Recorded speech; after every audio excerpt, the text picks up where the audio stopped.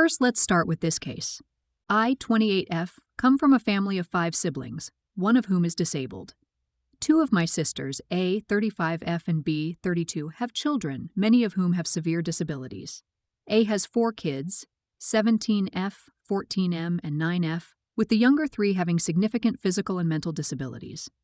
B has 3 children, 12M, 7M, and 2F. The older 2 share similar disabilities as A's children, while the youngest has Down syndrome.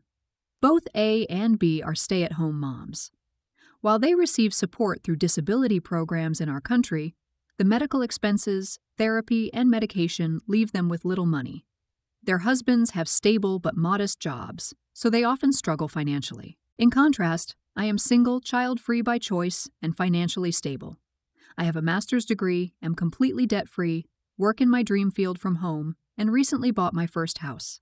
To celebrate, I hosted a housewarming party last Saturday and invited my family and friends. To accommodate my sisters, I even hired 2 caretakers to look after their children so they could attend and enjoy themselves. Everything was going well until the end of the night, after my friends had left. It was just me, A, and B sitting together. They started asking when I planned to settle down, get married, and have kids, saying that buying a house is a step toward family life. I reminded them that I don't want children. This conversation circled back multiple times until, for the 10th time, they asked me why. I decided to be honest. I told them that aside from not wanting children, I value my freedom and the life I've built for myself. I explained that knowing our family's genetics and the high likelihood of having a child with disabilities, I don't want to take on that level of responsibility or sacrifice. I love my life as it is. I enjoy having the time and money to care for myself, indulge in hobbies, travel, and simply live rather than just survive. I told them they are amazing mothers, but I don't believe I'd have the patience or mindset to make those sacrifices, which would make me an unhappy, spiteful parent, and no child deserves that. Unfortunately, the only part they seemed to hear was about not wanting a child with disabilities. They became upset, accusing me of being selfish and labeling me as an egotistical person who doesn't understand the joy their children bring. They blocked me on social media, stopped responding to me in the family group chat, and cut me off completely. My mom later called, upset, saying my disabled brother, 36M, is a gift and a blessing, and accused me of being heartless. She then uninvited me from Christmas because A and B said they wouldn't come if I was there. Feeling conflicted, I spoke with my older brother, 39M, who adopted his 2 children. He admitted that he chose adoption partly because of the high likelihood of disabilities in our family. He told me my delivery was blunt and could have been more considerate, but he also believes my sisters were unfair. He encouraged me to apologize, acknowledging how sensitive this topic is for them, even if my views are valid. Let's start judging. You're not in the wrong. I'm disabled myself. Honestly, it sounds more like your sisters want you to make the same decision in order to validate their decisions, which is a very human thing, but not really fair to you. You aren't them.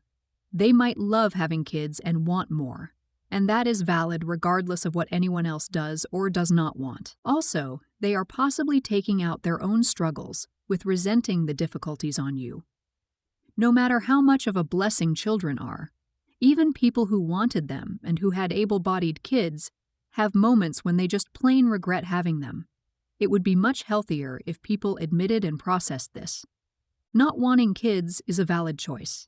Not wanting them because there is a high risk of disability, which means inevitable struggles, plus could be incredibly unfair to the child, is also valid. A lot of people fuss about how not wanting a disabled child is ableist, without addressing that. The chief reason is we live in an ableist society that begrudges even basic rights for disabled children and adults. Your sisters need to process their own internal worlds and reconcile the fact that not everyone wants what they want. Their decisions are valid regardless of other people. That it's okay to not always be happy about the outcomes of decisions we made. That they can love their kids and still be mad that it's such a struggle and so difficult sometimes. You're not in the wrong. Honestly, I worked with special needs kids for over a decade. And there is a massive difference between a child born with a disability as a surprise and deciding to bring a child that you know will suffer into the world if there's family history. Not all disability is the same. Not all of them can have a quality of life. Some absolutely suffer until they pass. And knowingly doing that to your child for your own desires is selfish as hell. You have the awareness to know you're not cut out for it. Good for you. Because not everyone is. They willingly decided to live that life, and you willingly decided against it. That's your right. You're not in the wrong. And especially not the idiot for recognizing that the probability of you having disabled kids is high, and that you're not the person to that. People fail to realize that you sacrifice a lot already having children. And while some people are okay with that, some aren't. You aren't wrong at all. Most people have kids without even considering their genetic markers, which I think is really cruel. Also, if they're upset, then that's their problem. You might have delivered wrong, but it sounds like they heard that they wanted to. So I personally wouldn't apologize. Next up, I'm a 16-year-old boy, and I'm the youngest child in my family. Unlike my siblings who were all named after family members as per my parents' and extended family's tradition, my name was chosen purely based on what my parents liked. By the time I was born, my parents had decided they were done following family naming conventions and wanted to pick a name they personally loved. So they named me Sunny. Some people think Sunny is a girl's version of Sunny, but I don't mind. I don't think it's feminine just because it has a U instead of an O. When I was around 10 years old, my parents started showing some regret about my name. I don't remember exactly when it began, but I can recall them occasionally calling me by my middle name. It felt odd to me, and I asked them to stop because I genuinely liked my first name. When I was 13, they asked if I ever considered using a nickname, but I told them no. Last year, they brought up how some kids choose to change their names before graduating high school. They explained that some people prefer a more mature name as they enter adulthood, and doing so before graduation avoids the hassle and expense of changing the name on official documents later. I told them that made sense for people who dislike their names, but added that it must be tough to hate the name your parents gave you. About 6 months ago, they started saying that I looked like a James, nicknamed Jamie. When I asked why they thought that, they said I just had that look. They asked me what I thought of the name, and I told them I liked Jamie, but still preferred Sunny. Then they asked about the name Luke, and I said I didn't like it at all. In June, they asked if I would consider letting them change my name. They said they felt my name was chosen as a way to rebel against family expectations, and now regretted it. They told me they didn't feel Sunny was a serious name for a man, and that they were worried it wouldn't suit me as I got older.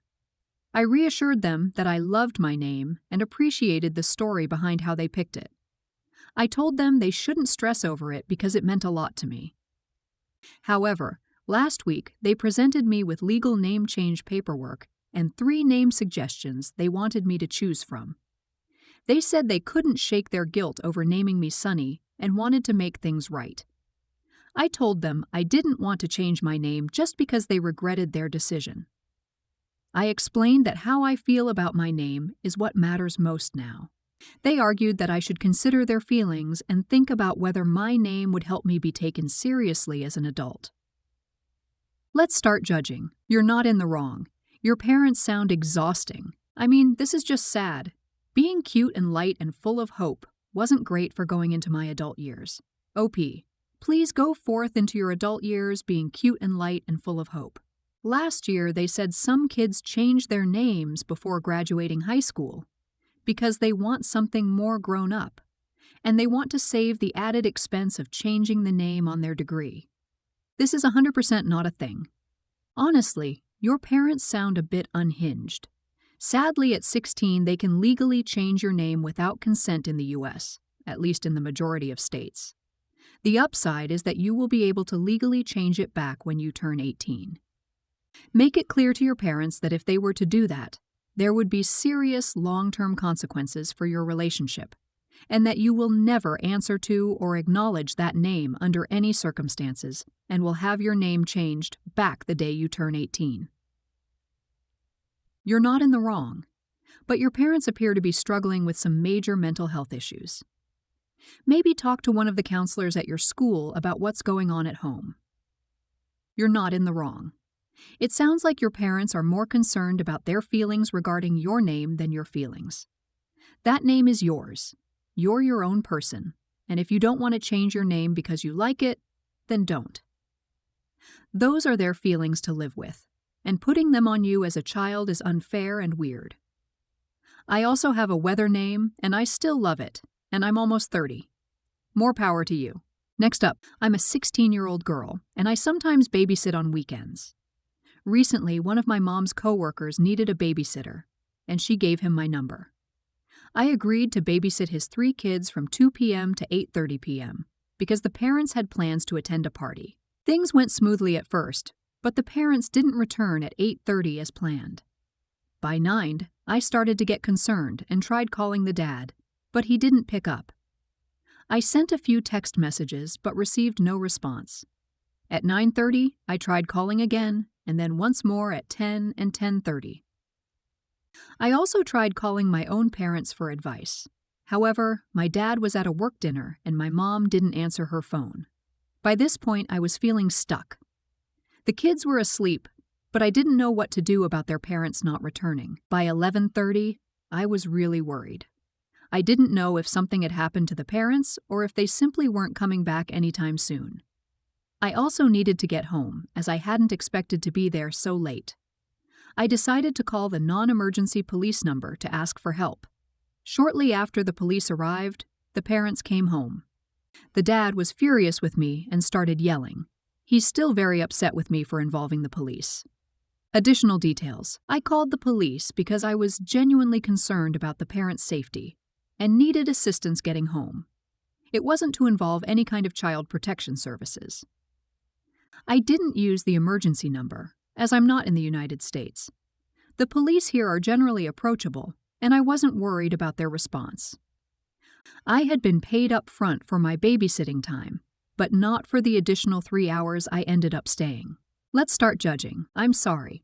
The parents came home 3 hours later than they said they would. They gave you no heads up, and they wouldn't answer their phone. What were you supposed to think?